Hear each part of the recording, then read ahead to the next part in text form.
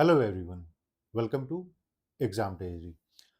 आज की इस वीडियो में हम लोग बात करने वाले हैं जेएनयू का कट ऑफ क्या हो सकता है 2024 में बीए फॉरेन लैंग्वेज के लिए। और आज के इस वीडियो में स्पेसिफिकली हम लोग पोस्तो के बारे में बात करेंगे। पोस्तो भी एक फॉरेन लैंग्वेज है जहाँ पे जेएनयू में जो है आप एडमिशन ले सकते हैं। इसमें सबसे पहले हम लोग बात कर लेते हैं इसमें, और सबसे पहले हम लोग डिस्कस करेंगे इस वीडियो में सिर्फ और सिर्फ जनरल कैटेगरी का, शेड्यूल कास्ट, ईडब्ल्यूएस, बाकी सारे कैटेगरीज का अलग अलग वीडियोस में हम लोग डिस्कस कर लेंगे। सो ये है आपका कोड वन। जितने ऐसे कैंडिडेट हैं जिन्होंने 2023 में या 2024 में आप लोगों ने ट्वेल्थ का एग्जाम दिया था, तो आप लोग कोड वन में फॉल करते हैं। तो ये तो पहला इन्फॉर्मेशन हो जाता है जो आप लोग को ध्यान में रखना है।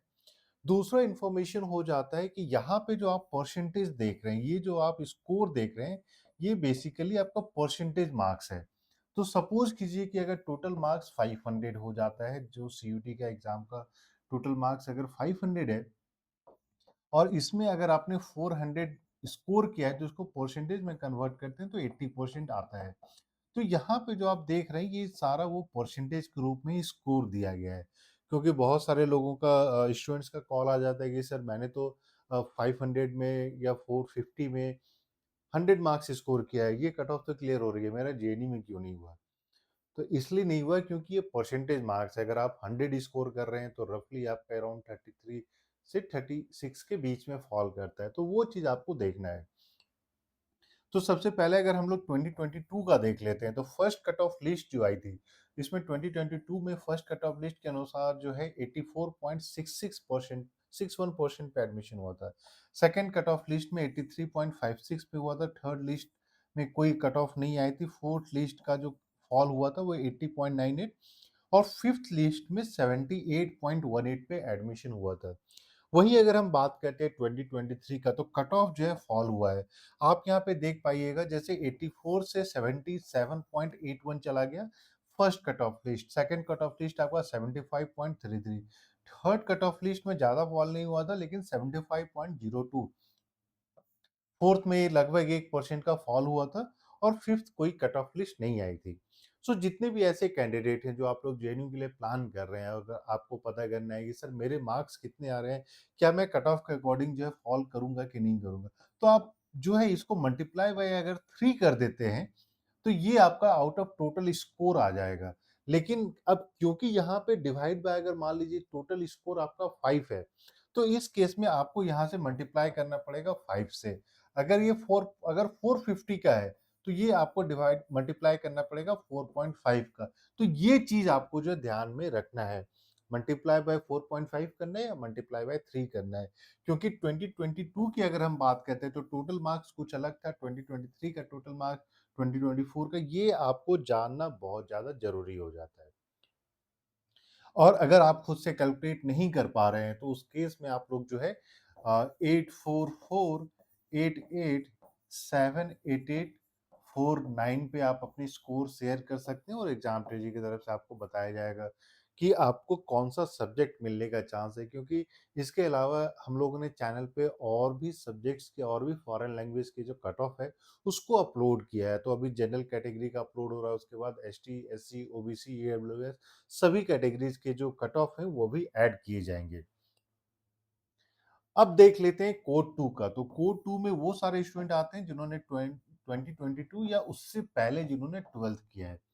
अब कोड टू में क्या होता है कि जितने जो टोटल सीट्स होते हैं उसका सिर्फ 20% ही कोड टू के स्टूडेंट्स को दिया जाता है, यानी 80% वो सारे स्टूडेंट होते हैं जो करंट बैच के हैं या जिन्होंने लास्ट ईयर ही 10th 12th का एग्जाम दिया था।